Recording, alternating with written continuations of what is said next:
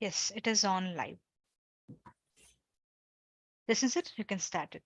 Get started. Just you can welcome and then hand over. Okay. Hi, everybody. A very good evening to all of you. A warm welcome to all of you on this lovely Sunday evening for our CLAP 4th edition. And this is our first session.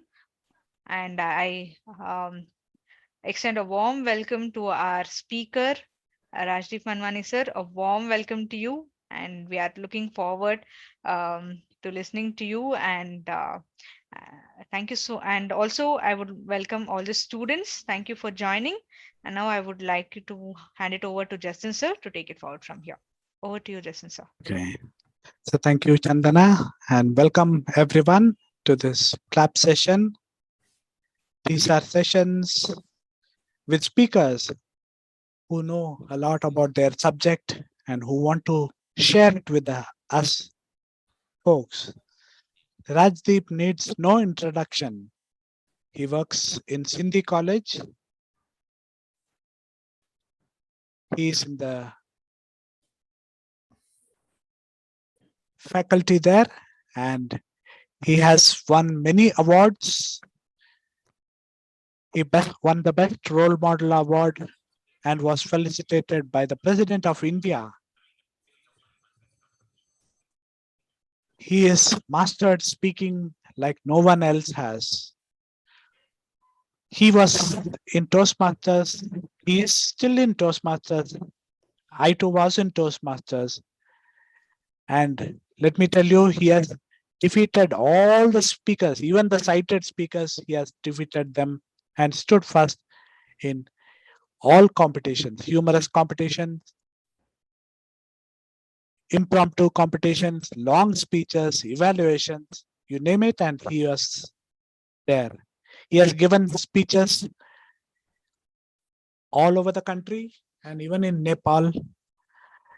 Next January, he is going to speak in the district conference in Chennai. So we are fortunate indeed to have Rajdeep, who will talk to us about leadership, the shortcut to success. Over to you, Rajdeep. Is there a shortcut to success? Very interesting. Okay. Thank you so much, Justin, for that wonderful introduction. I'm audible. All of y'all. Yes, you are. Students, I want to hear your names. Tell me yes, yes, yes. At least one or two of y'all. Yes, Ramakrishna. Yeah. Hi, Ramakrishna. What are you doing? I'm working as an IT instructor in LB Prasad IR. Wonderful, wonderful. One more person and then I'll start immediately. One more. Yeah. Anybody else wants to say hi? No? Hi, sir. Hello, sir. Hello, hi. What's your name? I'm Inia, sir. Huh? I'm Enia. Means, Hello, ENI. sir. yeah, hi. Hi, sir. Very good, very good. So all of y'all, nice to be here with y'all. Let me start off with a small story, okay? And what I'm going to do is I'm going to tell y'all a few stories, and from those few stories, we'll draw some leadership lessons. Is that okay with y'all? Right? Yes or no? Yeah. Okay. Let me start off with a story of a very. It's not a very nearby story. It's an old story. It's a story of a person called Andrew Carnegie. This Andrew Carnegie was one of the richest men in USA, just like we have Mukesh Ambani here now. No, in India, there was this person in the 1920s, 1930s called Andrew Carnegie. He held a lot of steel companies and he had a lot of railroads. You know, India owns railways over there. The railways also were owned by Andrew Carnegie, and he was extremely rich, one of the richest men in US, and he had a daughter who was eligible to get married. So now, how does he find a suitable person to marry her, a suitable groom to marry her? So he said, I want a person who's brave and who is absolutely only focused on having my daughter and not on my wealth. Okay. So I want to have that person who's brave, who has the guts to face life, and a person who's only wants to get married to my daughter and not to the money which I have. So what he did is he asked his assistant to shortlist some of the best eligible bachelors in USA at that particular point of time. They shortlisted around 20 of these eligible bachelors, the people who could get married to his daughter, and he called them to his farmhouse in Texas. Okay, he had a big farmhouse, which was nearly some 15, 20 acres. He had a big farmhouse. It had a swimming pool. It had all the facilities. It had a ranch, etc. So he called all of them. And once he called them over there, all of them had come with their suits, boots, and all, and he told them, "Young men, I've called you for a purpose." So they said, "Sir, what purpose is it?" He said, "See here, I want to hold a competition for you." So they said, "What's the competition?" And he said, "Before that, let me tell you what's the prize for the competition." They said, "Sir, what's the prize?" So he said that, "See here, there is a prize which I'll offer. Whoever wins this competition will either get a choice to get $1 million. $1 million is quite a huge, $10 lakh, okay, in those days, 1920s, 1930s. Or you can get 100 acres of my best land, or you can get 100 acres of my best land, or you can get married to my daughter, but you won't get anything. But you won't get anything." So they said, "So what's the competition?" He said, "Come out." And as soon as they went out, he showed them a huge Olympic-sized swimming pool. And when they saw the Olympic-sized swimming pool, he said, "Look at this Olympic-sized swimming pool." And they all looked at it. And he says, "It doesn't look at what it looks like." And he showed them some small black dots appearing on the surface of that swimming pool. And when they saw closely, he said, "There are alligators and crocodiles inside here, around 4 of them, who haven't been fed for the past 3 days. So they all got scared.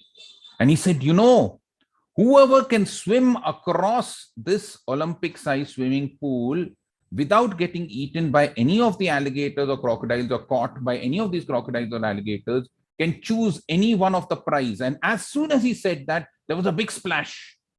And when there was a big splash, they saw one boy with his suit and boot had jumped into the swimming pool, and he was swimming, and this alligator was behind him full speed. Okay, and this boy was swimming hard and hard, and as the alligator snapped its mouth, it caught the boy's shoe, and the boy just came out with one shoe, completely panting, with all drenched, but he had completed the task. And Andrew Carnegie was thrilled. He came up and he hugged the boy and he said, "Amazing, you're the most brave boy I've ever seen in my life. You're an excellent person. You've just crossed the swimming pool with 4 hungry alligators. So what do you want? Do you want $1 million?" He said, "No, sir, I don't want. No. Ah, you want 100 acres of my best land?" He said, "No, sir, I don't want 100 acres of my best." And he said, "I knew it. You are the boy who I was looking for. You want my daughter in marriage, isn't it?" He said, "No, sir, I don't want your daughter." I said, "What? You don't want to get married to my daughter?" He said, "No, sir." "Then what do you want?" "Sir, I want to know the name of that idiot who pushed me into the swimming pool." Okay.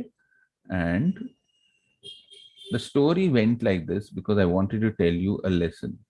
The lesson was, the boy was pushed into a difficult situation. And when you're pushed into a difficult situation, isn't it that the best comes out of you?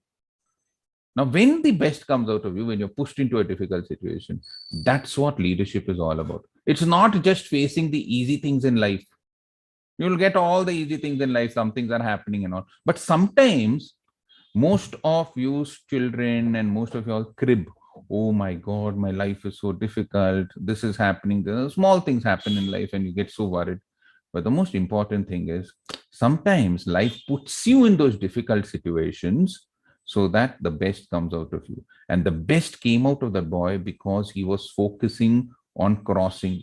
He wasn't thinking of anything else. What was he thinking of?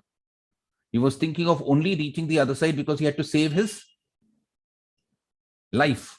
And what I'm trying to tell you is, the first key lesson to leadership is this. One, sometimes life throws challenges at you. And if you are focused enough to know that you are going in the right direction, you can come out of those challenges. You don't have to crib over those challenges and say, oh, this is there and all. The only thing is, are you focused? And what I see in some of you youngsters and today's generation is that you are not focused. And why am I saying this? I'm saying this because of a simple reason. We are living in an age of distractions. And when we are living in an age of distractions, you have so many things. You have your mobile phone, you have your WhatsApp messages, you have your Facebook, you have your Instagram. All these things are there. But at the end of the day, are you focusing on what you have to do, or are you doing something else? When I was in my school, there was this, we had this experiment where we had to burn a piece of paper without using fire. And how we used to do that? All of you all might have done this sometime in your life. You take a magnifying glass and you focus it on a piece of paper when it's sunny.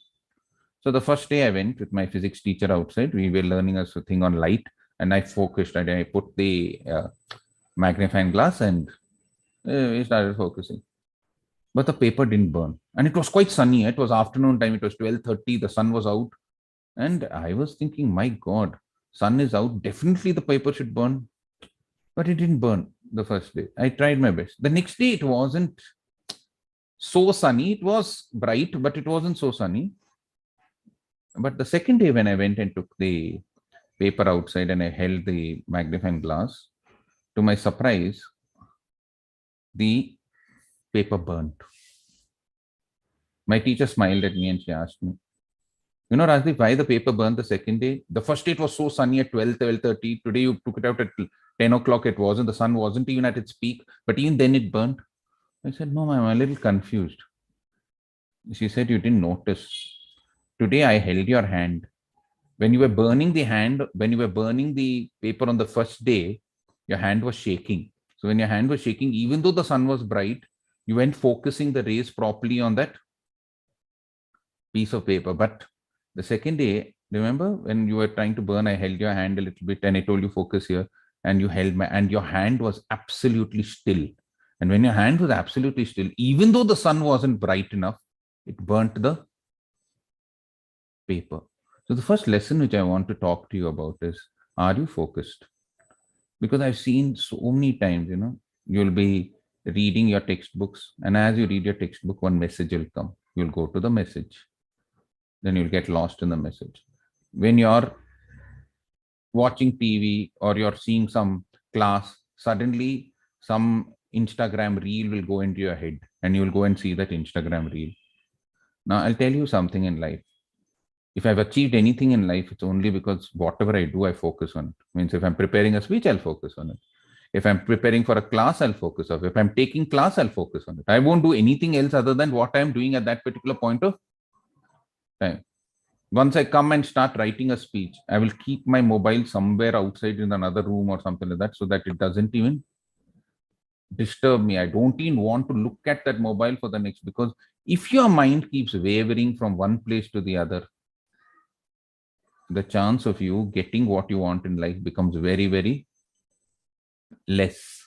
So what I'm trying to tell you is a very simple thing. That boy was only focused on crossing the swimming pool. He didn't have anything else, right, on his mind. The only mind was survival. So he could do it. Your only mind is in studies. I've seen students, they put their mobile in between their books and they study. It's crazy. So I'll see the notification also, I'll see this and all. Oh, life doesn't work that way. Your mind means you have Facebook, Instagram and all that. It's great, okay. But if you're doing Facebook, do only Facebook. Or if you're doing only, I'm not on those social platforms, so I don't know. I know I'm only on LinkedIn, and that too somebody else does it for me, so I don't even know that. So I'm not on any of these social platforms, and I'm not even on WhatsApp. Can you believe it? I'm not on that because I know if I get into any of this, my focus will be lost. So if you're doing something, do it with your full focus. There is a word in Hindi. I don't know if you'll have heard of it. It's called bhakti. Bhakti is devotion. And what does bhakti mean? Bhakti simply means, bhakti is the opposite of the word vibhakt. Vibhakt means spread. When you're scattered in your thinking, you're vibhakt. When you're not scattered, you're focused, there's one-time focus on what you do. It's called devotion. So if you're listening to me, listen to me completely, otherwise don't listen. If you're playing your mobile game or you're playing PUBG, only do PUBG. Don't do anything. Because when you do your work, at a point of time, you lose yourself. And when you lose yourself, that's the time when actually you're progressing. I remember when Sachin Tendulkar hit his first double hundred. He was the first person to hit a double hundred. In I'll talk about Sachin Tendulkar because that will be my second story or the third story. Okay, he hit his double hundred, and somebody asked him, how was it batting for 50 overs? He said, 50 overs? I don't even know I batted for 50 overs. He was so lost in what he was doing. He was so focused in what he was doing that he lost himself. When you lose yourself in what you're doing, you'll find that things become very, very easy, and you also achieve success in what you do. So just remember this first lesson, children, that it is the importance is life throws challenges at you, and the way to overcome your challenges is by focusing on what you want to achieve. That is point number one. So let's come to point number two. Let me tell you the second story. Now let's come to the second. So second story, I'm going to tell you about a very famous Indian entrepreneur and a very, very famous industrial personality. His name is J.R.D. Tata. Okay. Have you all heard of this person? Any of y'all? Have you all heard of J.R.D. Tata? Yes or no? Yes, sir. Yes. Yes. Yeah. Oh, good. Okay, good. Now, he didn't found the Tata Empire. The Tata Empire was founded by his grandfather. His name was J.N. Tata, Jamshedji Narsingh Tata.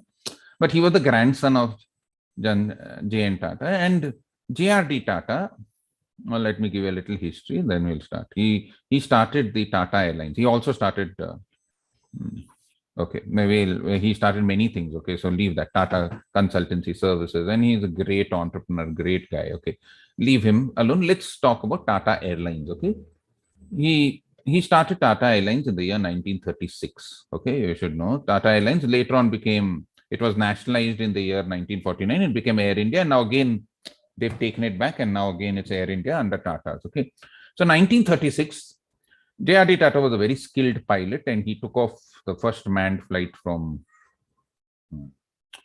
It was there from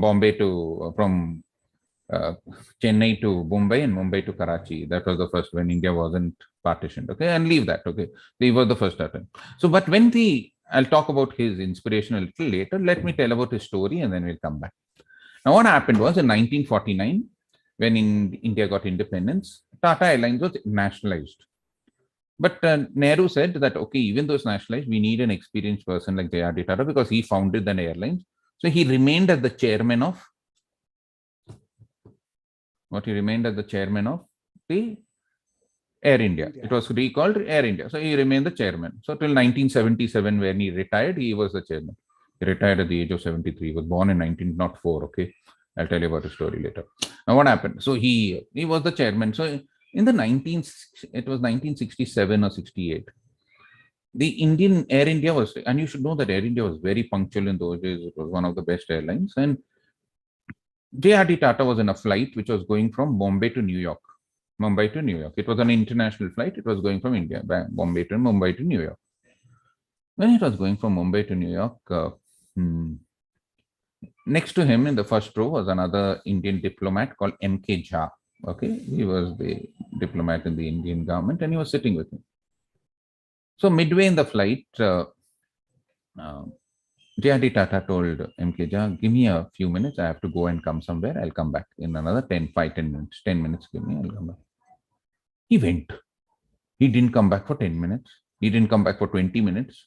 He didn't come back for 30 minutes. Now M.K. Jha started worrying, where is this fellow gone? He told me he has to go somewhere. Might be he had to go to the restroom. And he's not come back for 30 minutes. He didn't come back for 45 minutes. Now M.K. Jha was really worried.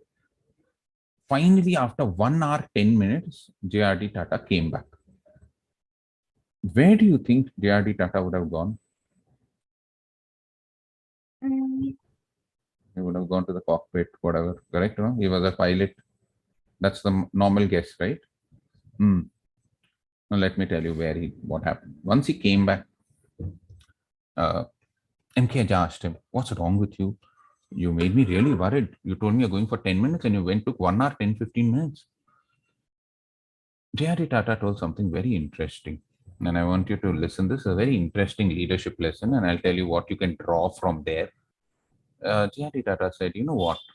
When I went to the toilet, actually I had gone to the toilet and I got up. You know, in these toilets, you have something called as a toilet roll. You know, the toilet roll, tissue paper roll. Yes. All of you have heard of it? Yes? Yes, sir. In India, we don't use much of it. We use water. So sometimes when I go and stay in a hotel, I find it very awkward. Okay. But anyway, forget about those stories. We'll come back to the main story. Okay. So this toilet roll was there. And I saw this toilet roll wasn't wrapped properly. So I said, my God, if I'm finding it so awkward here, there will be so many international passengers who will also be traveling who are the customers of my Air India, since I'm the chairman. This doesn't look good. So I undid, and I knew the air hostesses are a little busy. I went out and peeped. Everybody was busy. They were serving.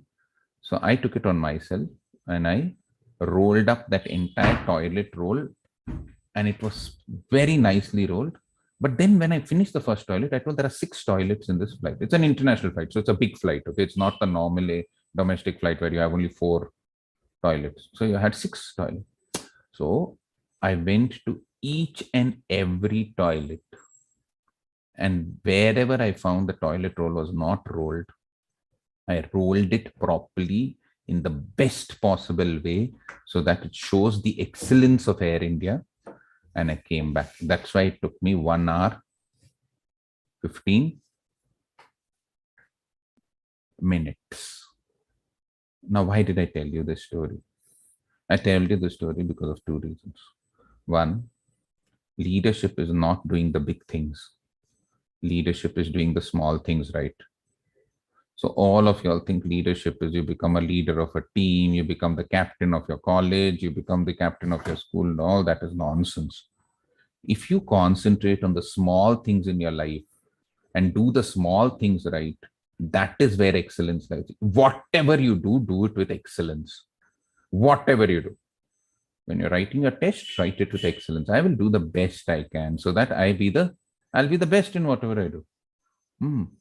I remember when I used to write my exams, I used to always get the first rank in my class. The reason was very simple. If I'm taking up the test, if it's worth taking up, I will do it well. Otherwise, why should I do it?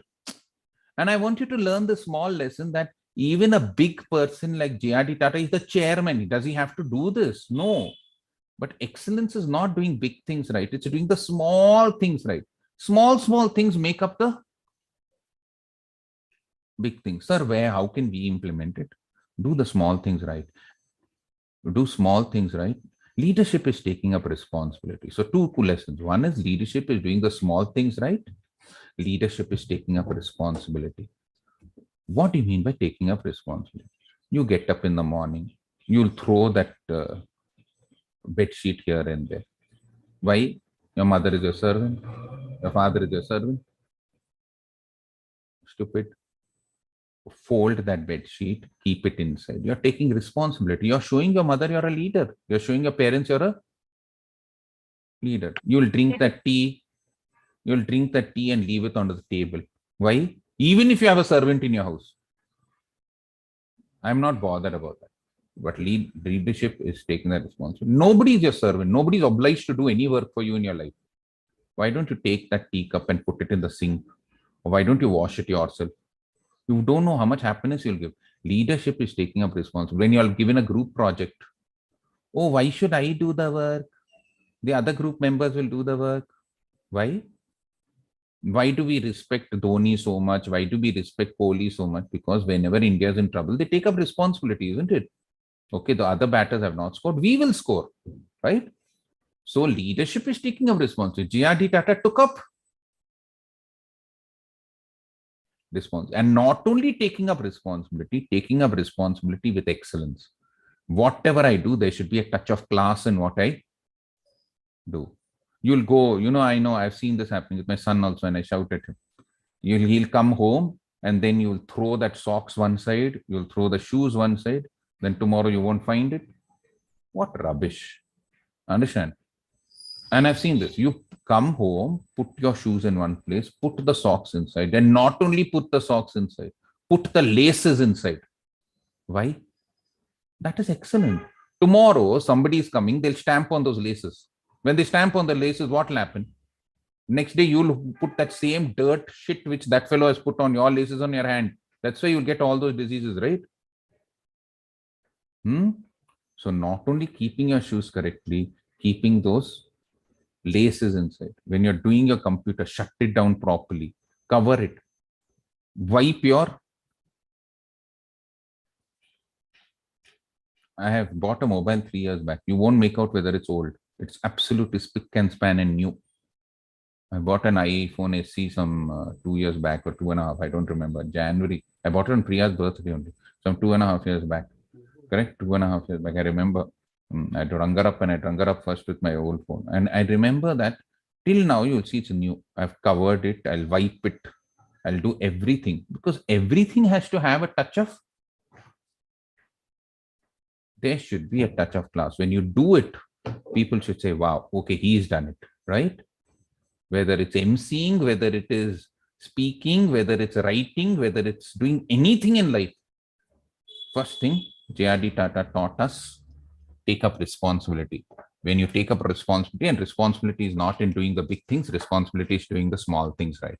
And second thing is when you take up responsibility, leave your touch of excellence in whatever you do.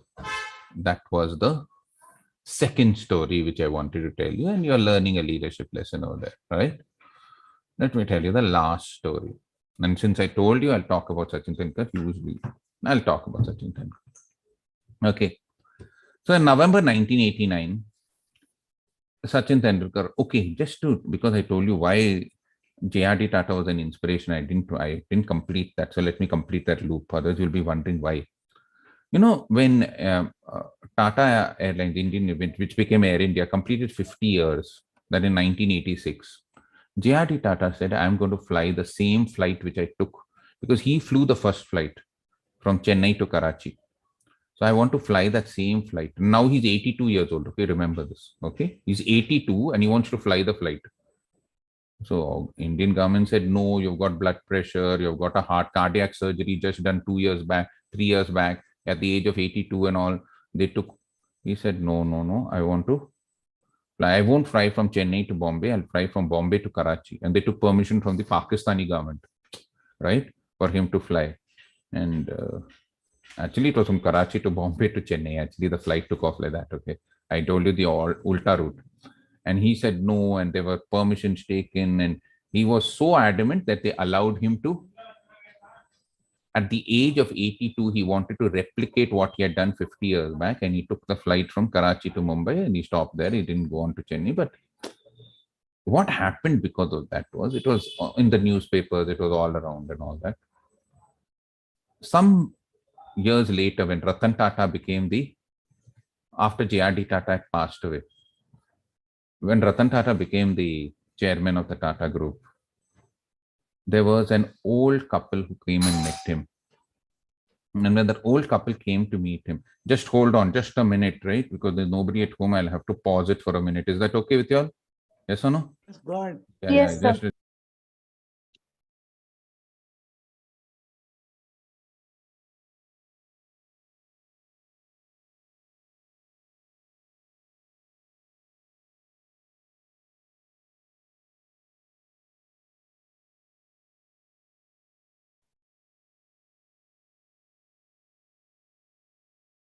Sir, you're on mute.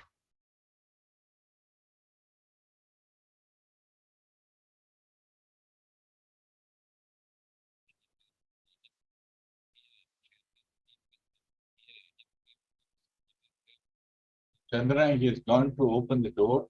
Oh, okay.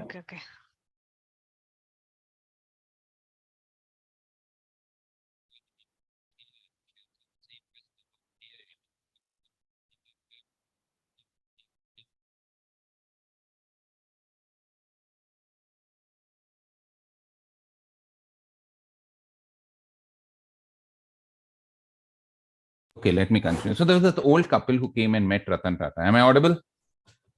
Yes, you are. Yes, Yes, sir. sir. Yes, sir.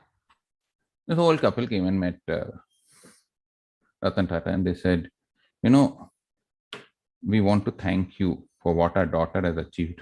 And even though she's no more, we found this in her diary. When Ratan Tata took the photograph. He had tears in his eyes. The photograph was of J.R.D. Tata taking the flight from Karachi to Mumbai. And this girl, those old couple said, this girl, when J.R.D. took the flight, she was a small girl in Karnal. And she saw this in the newspaper. She saw J.R.D. Tata flying. And she told her mom, her parents, whatever happens, I will also fly. I will also fly like J.R.D. Tata. I'll also make a name like J.R.D. Tata. That girl was the first Indian American woman astronaut called Kalpana Chawla. Have you all heard of her? Yeah. Yeah. Yes, sir. She died. Yes. She died in the Voyager exploded and she died. And her parents said that from a young age, when she saw your granduncle, she said, I want to be like him. So you don't know, when you do things, who knows that ripple is sent off? Who knows, children, when you do something with excellence, who sees you and what happens? I've seen this happening so many times.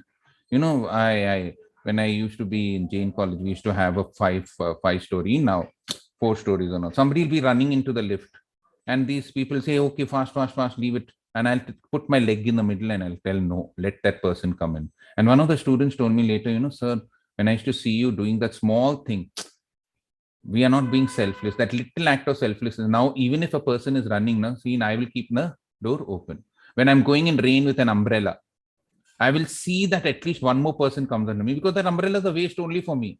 So I'll tell the person who's holding it to see if anybody else is there, and we'll go and put it on it. And who knows, somebody sees you on the road and they take your example. So you have a chance to be an example for somebody else, right? So when you do things with finesse, when you do things with excellence, when you do things properly, you serve as an example for somebody. You might not know it. Like J.R.D. Tata didn't know Kalpana Chawla existed, but he made such a big difference to her life. She made all Indians proud by being the first Indian American astronaut, right? Woman astronaut. So just that. Okay, last story. I'm running out of time. 1989, a 15-year-old boy made his debut in the Indian cricket team, and his first match series was against Pakistan. That was Sachin Tendulkar. You all know him, right?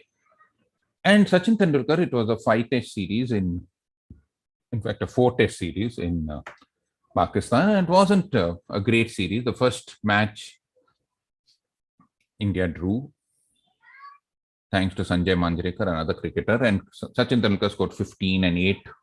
Second match, he scored 0 and 4. And they dropped him for the third test match. They said, oh, this fellow is only good at Ranji Trophy.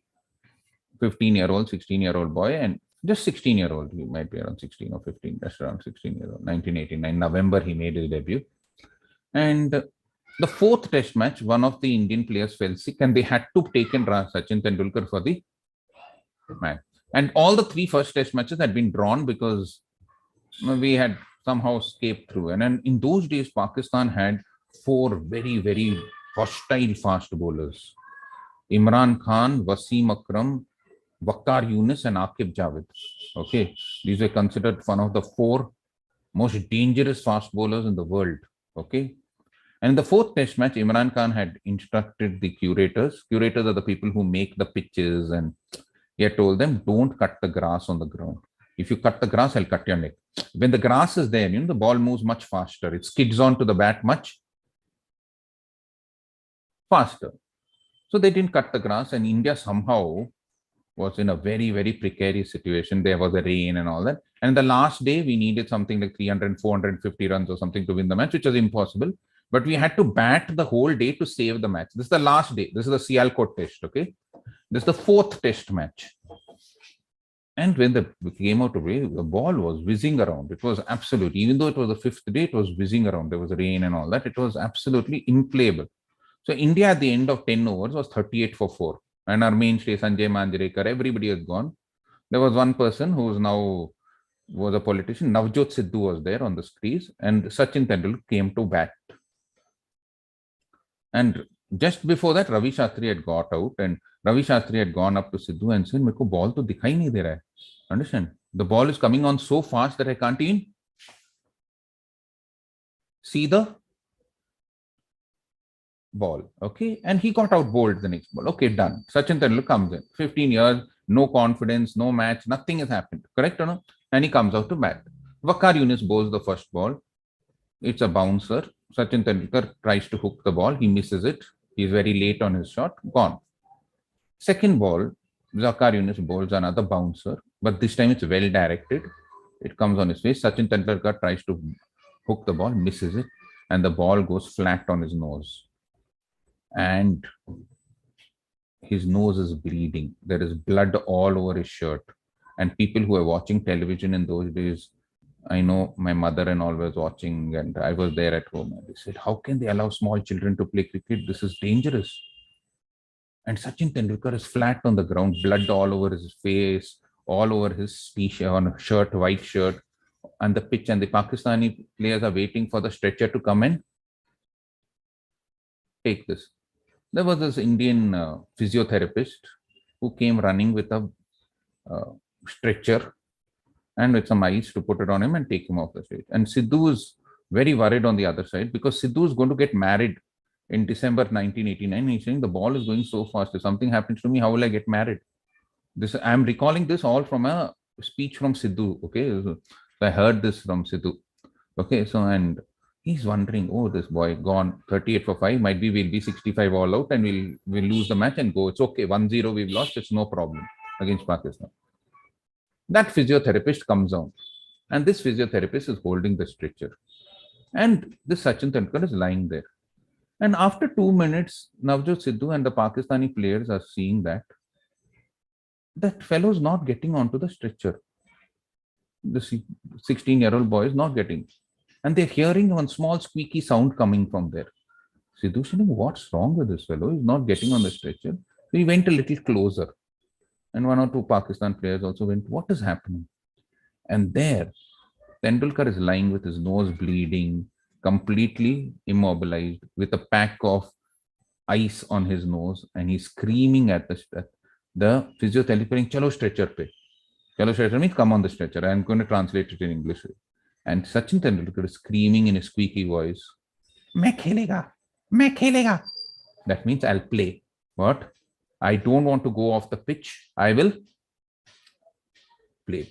He told it 15 times. Sidhu's telling, I am feeling ashamed of myself that I, being such a senior player, want to go off the pitch and don't want to face the wrath of the Pakistani bowlers. And this young boy of 15 and a half is screaming over there, Main khelega, I'll play for my country. I'm not going to go and leave this pitch. The physiotherapist was so irritated, he went back. Tendulkar put a plaster on his nose, bleeding. He played the entire, and Sidhu was so inspired. They played the entire day. India ended at 195 for 4. We drew the match and we drew the series.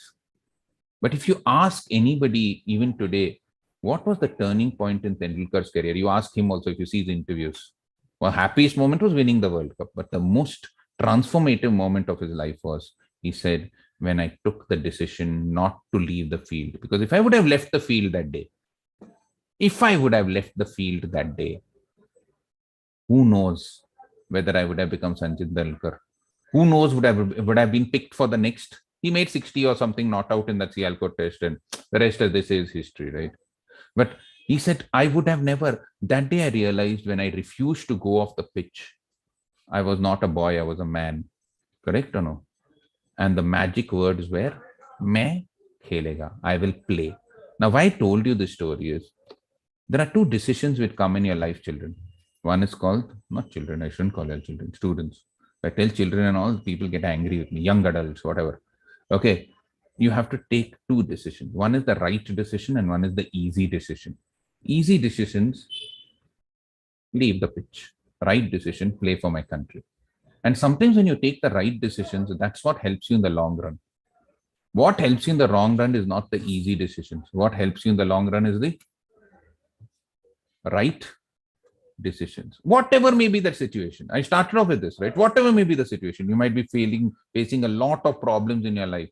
Are you taking the right decision or the easy decision? And I know the right decision is to exercise in the morning. The easy decision is to sleep. And anytime you take the easy decision, it will give you pleasure in the short run, but pain in the long run. Remember this. Pleasure in the short run. In the short run, for 1-2 days, you can sleep properly. Long run, severe back problems, stomach problems, headaches, migraines, because you have not taken care of your health. Easy decision is to eat junk food. Right decision is to stay away from junk food. Easy decision, it will give you pleasure in the short run. Long run, obesity, problems. Easy decision, smoke. Friends told me to smoke, smoke. Long run, pain, lung cancer. Right decision, throw it off. And I always hear this from small children and young adults. Sir, why shouldn't we try it for the first time? Shouldn't we try everything in life? Rubbish. I was in PS college on Saturday. I won PS and New Horizon, and all these students have the same stupid question. Sir, don't you think we should try everything in life? Yeah. Why don't you ask that question? Why shouldn't I try getting the first rank in my class? Why shouldn't I try becoming a best social service change agent? Why your questions are only directed towards smoking, drinking, watching pornography, all this rubbish? That's why I tell you, always take the right decision. Whenever you're faced in life, make a choice. Will I take the right decision? Will I take the easy decision? Easy decision will give you pleasure in the short run, but pain in the long run. Right decision will give you, might be pain in the short run, might be when you exercise, your bones will ache, 1 or 2 days you'll have cramps, but in the long run, you'll become the most healthy person. So remember these leadership lessons. The first one was the story of Andrew Carnegie. Life will throw challenges at you, and sometimes the best comes out of you when you face challenges. And how do you overcome those challenges? By focusing all your strength. If your mind is scattered, you will never achieve much in life. Correct or no? But if your mind is focused, you'll achieve the best. And I gave you the story of the magnifying glass. What was the second story I told you? The second story I told you about J.R.D. Tata. Leadership is not anything else but taking up responsibility. And responsibility, not only taking a responsibility, but putting the best in whatever you do, excellence in whatever you do. Even the smallest thing you do with excellence. And the third story was, what should you all say? Main khelega. I will play this game of life. I'll play this game of life, and I'll play this game of life not by leaving the pitch, but by always choosing to take the right decision rather than the easy decision. So thank you so much, children. It's been an absolute pleasure talking to you all of you. Thank you, Rajdeep. So the lesson for me is to make the right decision always. And we are glad that you joined us here today. If you students have any questions, you are welcome to ask. It's 4:46 and there's still time. Anybody want to ask any clarificatory questions or any further questions?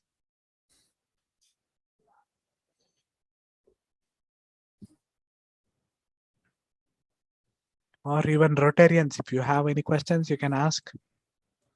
I want to ask one question, Justin. Yeah, you can ask. Justin, how has your voice become like Amitabh Bachchan nowadays?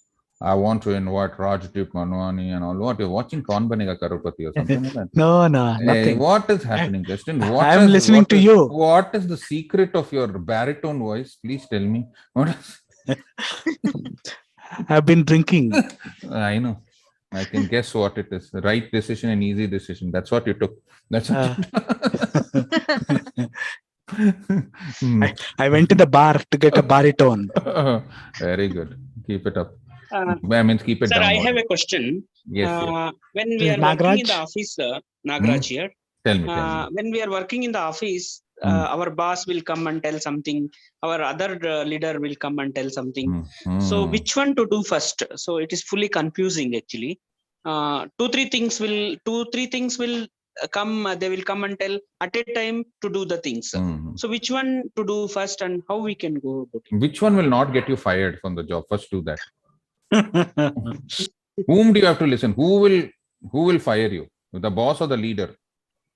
So basically, the boss will come and instruct in the morning, and he will not disturb me till the work gets over in the evening. Okay, but the leader will come in between and he'll keep on asking one hour, one thing. Let him ask. Yeah, when that is not over, immediately we'll come and assign other task. Let it be, no problem. What you have to do is you have to learn to be a little more patient. See, what happens is when we encounter hundreds of people in every organization, see, not everybody is the same, Nagaraj. You have to understand that. Correct? Or a boss is not the same. He's a more delegative type of boss. Your leader is a little bit of a paranoid. He wants to control the work. He wants to get it done. But you have to survive with both. What you have to do is communicate to your leader every time, sir, thank you, sir. You told me the work very good, but trust me, I'll complete the work. The point is that your leader doesn't trust you still. Correct? He feels that, oh my God, might be Nagaraj hasn't done enough for me to trust him. So you have to keep repeating to him, keep doing the work. And after you do the work, tell him, okay, I've completed this work. The moment he starts trusting you, your boss trusts you. So he doesn't disturb you much. No. So as soon No, as sir. yeah, our boss have trust in me. Yeah, correct. So slowly you have to build that trust with the leader. You have to build that trust. So every time you complete the work, you told, sir, you told me, no, I completed it. And some people are like that. You can't help it. They are control freaks. They want to get the work. They will come and ask again, and you don't have to lose your calm. You're doing your work properly, right? Done. If you're doing your best, you have to leave the rest. And then you have to tell him, sir, don't worry, I'll never let you down. Whatever work you give me, I'll do. Continuous communication. Telling them continuously, doing your work properly and communicating. Doing your work, communicating. Slowly, your leader will also start developing trust in you, and he will not come and irritate you as often as he is now. Thank you, sir. Anybody else has any questions? Yeah, sir, I have a question. Chandana here. Hi, Chandana here. Not exactly like question. I wanted to know any recommendation of books related to leadership. Oh, he reads a lot of books. Yeah. Leadership books. You should read. What is that book? Yeah, that there were 2 or 3 books on leadership. Very, very. I forget the name. Read this. This author is called some. Forget the name of the books. It's called John Maxwell. 7 Rules of Leadership, or what is it called? Yeah, Justin, I forgot the name. I read it. Habits, I think. John Maxwell. Read John Maxwell. He's very good. He's a great leadership author. Read Simon Sinek, The Power of Why. Simon Sinek is also one of the best leadership experts. Okay, so read these 2, The Power of Simon Sinek, and read John Maxwell. Correct, so these are 2 very, very great leadership coaches and leadership gurus who have written a lot of books. Just search on the net and find books by Simon Sinek and find books by John Maxwell. I'm just forgetting the names of the books. Correct? Yeah, The Power of Why only. Correct. The Power of Why is by Simon Sinek, and I don't remember the name of the John Maxwell book. No worries, sir. I'll search for it online. Maybe it is the 7 skills of the leader, something like that. 7 skills of leaders or something like that. Yeah, Sir, that's I would like to ask. Who is this? I think Mary has also raised her book. And please, you guys can unmute yourself and ask. I have not enabled the thing locked anybody. Good evening. Who is this? Mary. Before, I think Santosh had a question. There are so many people are asking a question. Yeah, tell me. Who is this? Mary. Mary. Mary, sir. Tell me, Mary. Actually, I like the point you said, sir. If you when you're focused in your work, you can do work fast. But I really realized that, sir. Thank you. But it's okay. Because when I'm doing important work, I keep all my gadgets locked in bags, sir. Then I can finish the work fast away. Very true. Even I do the same thing. So I finished the work fast, sir. Very informative, sir. Session, sir. God bless you, sir. Take care. Thank you so much, Mary. It was a feast yesterday. I'm so happy. Yeah. Hello, sir. Yes, she was St. Mary. Yeah. Oh, that's why I'm laughing because that's okay. Hello, sir. Hi. Hi, sir. I'm Inia this side. What's your name? Sir, Inia. Spell it out. ENEEYA. Okay. Tell me. She's from Tamil Nadu. Tell me, Inia. Yes, sir. So, how are you putting your thought process in words in a structured way? Really, I'm wondering. I want to improve. Words. Yeah. Thought process in In a, words? no, in a structured way. Yeah. In a structured way. Yeah, okay. He has a learn library. this. Not a library, but you learn this. It comes, because I am a very organized, structured guy. And in the sense that if you're when you're speaking also, means I can speak of 100 things. But always, whenever you have to tell something, make 2 or 3 points which people can carry home. So structure it. This is the first point. This is what I have to tell. This is the second point. This is the third point. So make it, whenever you are structuring something, learn these things. One, there should be an opening, there should be a body, and there should be a conclusion. Okay. And So in that when you're body, giving a speech, it's okay, fine. I'm already Oh, prepared. But when okay. I'm speaking, how do I structure? Practice. Correct or no? Understand? It comes only through practice. So the more you get chances, first start off with your friends. Start off with 3 or 4 friends. Structure might be speak to them for 10, 15 minutes. Try and teach them. I used to do this a lot when I was in my college days. I used to teach a lot to my fellow classmates, whether it was law and all. The reason was actually a little selfish only, because once when you teach somebody, you learn it even more. And when I used to, then it also puts me into perspective, right? Because I can always say. So start off with 3, 4 people, start organizing your thoughts, start going to places where you can express yourself. The more and more you speak, the more and more you will get better at it, right? So I didn't become good at it just overnight and all. That doesn't happen, right? I was very, very poor. Justin wasn't there in Toastmasters when I joined around 17 years back, but I was horrible. I used to shiver. I used to have lots of it. But as you keep getting more and more on the stage, the more and more you speak, the more and more you learn through your mistakes. Correct or no? Then you will. There was a person who was a millionaire. I forget his name. I think so. His name was Charles Schwab. Again, an American millionaire. So somebody asked him, "What is the secret of your success?" He said, "Right decisions." Then they said, "What is the secret of right decisions?" He said, "Experience." And they say, "What is the secret of experience?" He said, "Wrong decisions." What he said? Right. So you'll learn. So you'll take the right decision. So I've also bungled up lots of my speeches. I've gone up and I've forgotten, and then I've done back. I've come, I've realized, and okay, this is not what works. This is what works. So it's all a work in progress. We're all work in progress. Even now, do you think I don't get nervous? Yesterday, I forgot about this entire speech. Can you believe it? And yesterday, when Justin sent me the link, I got such a shock.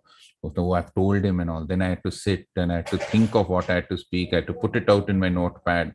Then I had to go through it. I had a class in the morning. I had to structure everything.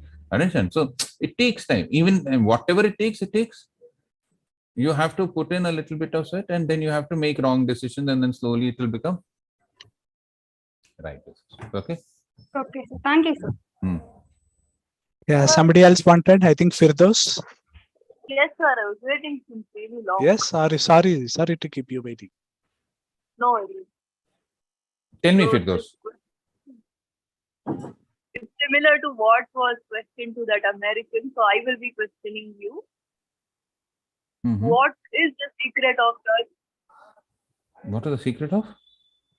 Your humor, sense of humor. Oh. Again, I'll tell you, this doesn't, see, if people think that you're born with humor and all, it doesn't happen. See, I joined a public speaking forum around 17 years back, I think so. How many years back? Yeah. Okay, this was called 2007. Yes. 16 years now. So the first time when I tried to give a humorous, I attempted a humorous speech, okay, and nobody laughed. Okay, you should listen to this. This is very interesting. So, and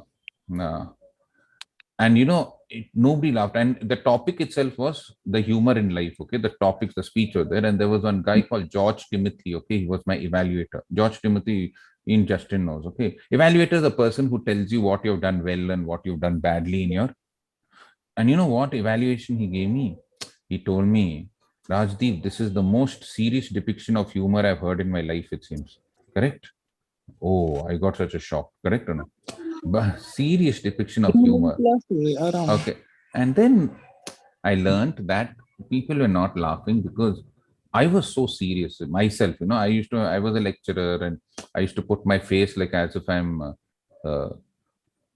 as if I have got constipation for 15 days, correct or no? And people used to get scared to laugh in front of me because if they laugh in front, they think this fellow will feel bad. So you have to smile a little, take yourself a little easy. Then you learn. Then when I kept learning, I learned that humor comes by giving the pause at the right time, correct or no? Getting those, and it's not that always my humor is my own, right? I will refer a joke or here and there, and then I have to pick up jokes which people haven't read before, correct or no? If you give the same joke which everybody is getting on WhatsApp, I don't see WhatsApp, so I'm at least free from that headache. But whatever it is, so you have to be a little, you'll have to work a little bit on it. But first thing is, don't take yourself seriously in life, correct or no? If you take what you do seriously, but don't take yourself seriously. Smile a little. Life is a drama, it's a play, it will go on, right? Things will happen. So you see, so that will give you a little perspective. So people know that you're a little easygoing. So they enjoy your company and they laugh at what you say, right? So first, don't be a little harsh on yourself, be a little kind on yourself, be a little, what you do seriously, but don't take yourself like that. At the end of the day, it's just one. Most important is Yeah, right. taking serious what we are doing and taking ourselves into account. Yeah, right. They're two different things. And often messed up. Yeah, right. Lesson actually. Thanks.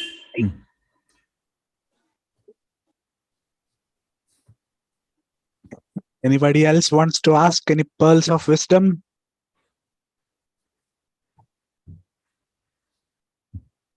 Hi, sir. Hi. Who's this? I'm Nivedita. Hi, Nivedita. Okay, my question is, I think patience is very important in leadership. How can we be patient enough? See, what happens is,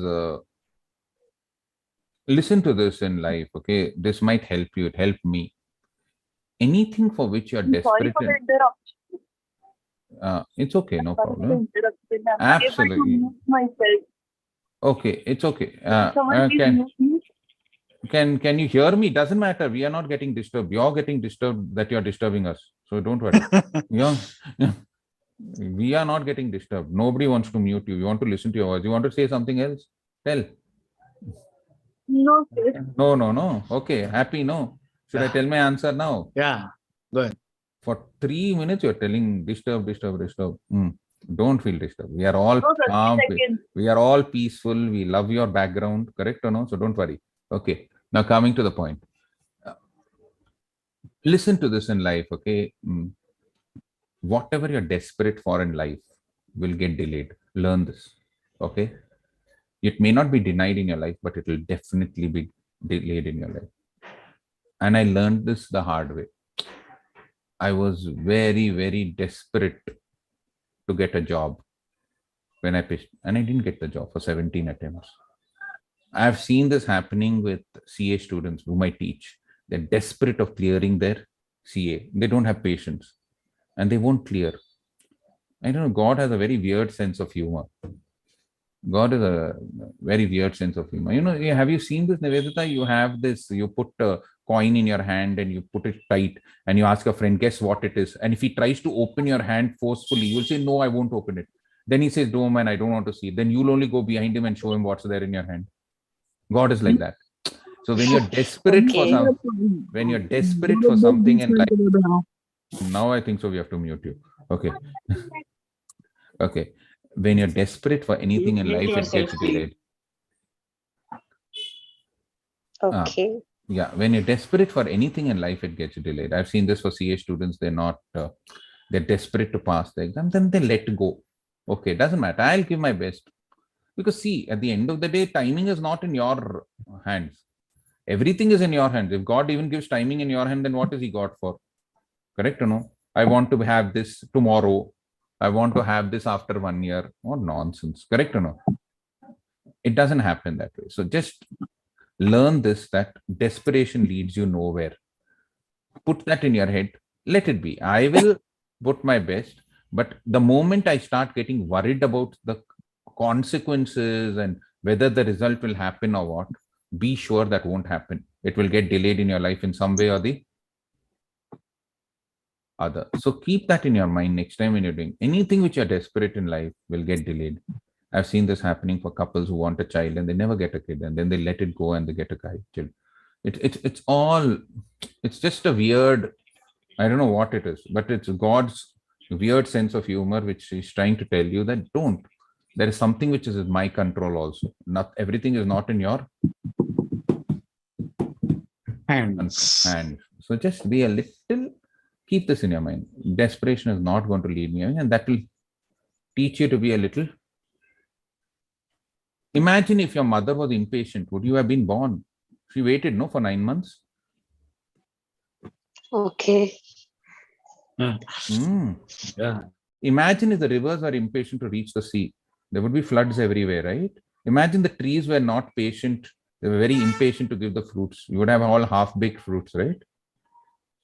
Everything happens in its own season, its own time, right?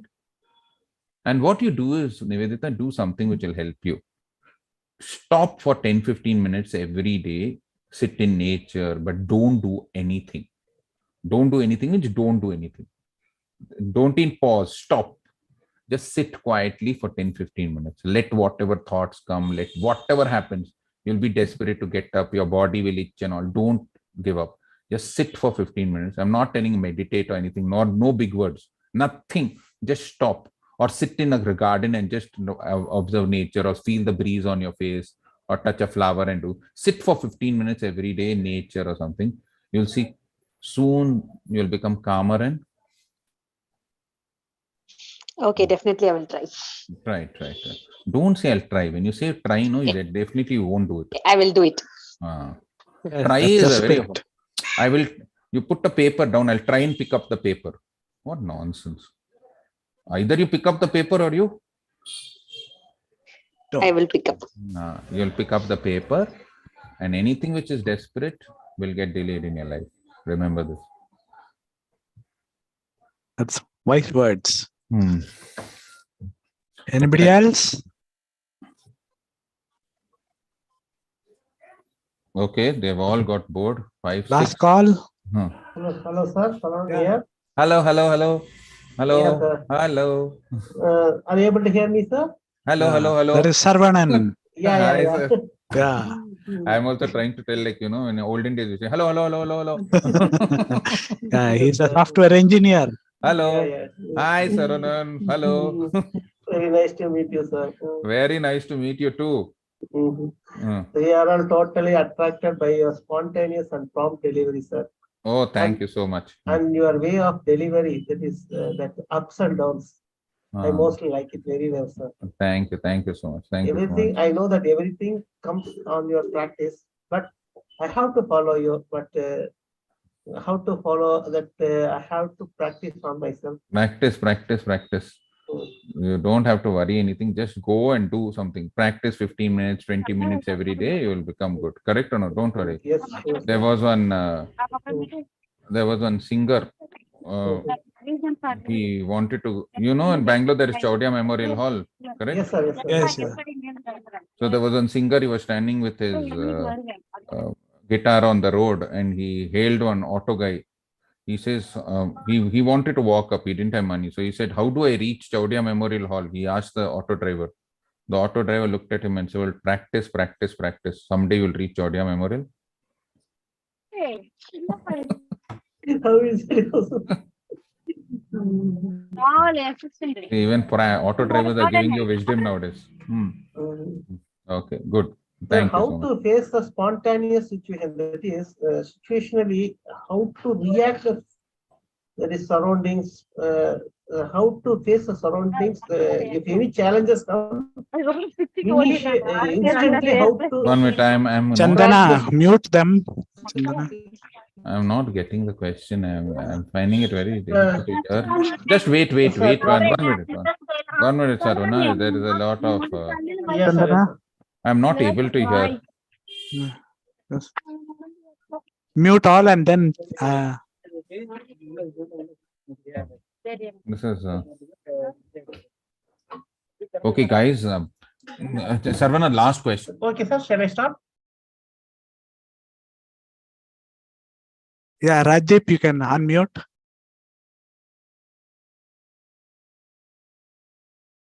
Am I unmuted? Am I? Yes, on? Yes, sir. Yeah. Okay. Is Sarvana asked the question quickly because otherwise my wife will throw that tea on my face. Correct or no? She's getting irritated. You understand? Okay. Yeah, Sarunan, your question. Your question. What you were saying something about what you were telling Chandana is Sarunan, you can what unmute. you Sir, what were you saying? You were telling Chandana is very nice. No, something you told. No, what you told. Okay. Not only All right. that, Okay. everybody is That yeah. nice, Very sir. okay. Everybody. Okay. Everybody is nice. I thought you told Chandana is very nice and How how sir you are to answering to that is we are putting questions from different areas. You are spontaneously answering each and everything in a sportive manner. That is the thing I want to know. How you are instantly facing the surroundings. That is sportive. He's means. Swayambhu. Oh, I'm tasting a lot of things. Okay. Now what happens? I will answer that question. She's answering. She'll answer. Priya will answer on my behalf. Our Rajdeep is an Ashtavadani. You know, 8 people asking questions at the same time. He will answer the right way to the right person in the right intensity. Okay, so he is an Ashtavadani in our group. Look at the word she's using, Ashtavadani. I know only of Pani. She's talking Ashtavadani. No, this is Ashtavadani. Okay, not Pani. Priya is the Maharani. Oh yeah. Okay. Ashtavadani Manvani. No. What happens is, sir, two things. Okay. One, you have to read, correct or no? Make it a habit of reading at least for half an hour, 15, 20 minutes every day. Something. Pick up something and read. The more you read, right, the more you have content with you, right? If you're not reading, where will you get the content from, right? Correct? And then trust your instincts that it will turn up at that time. So that's all. So start reading to make it a habit that I'll read something good, something interesting which interests me, or something which is there of my life, and make it a point to be a part of that. That's how. Okay, so you will start developing a set of knowledge and all, which will help you at that point of time. Okay, that's all. Okay, I think so. I've run right out of time. Thanks for your participation. Yeah. Thank you, everybody, for joining us today. Thank you, Rajdeep. Thank you so much. Thank you so much. Thank you so much. Thanks a lot. Thank you very much. Thank you so much, sir. Thank you.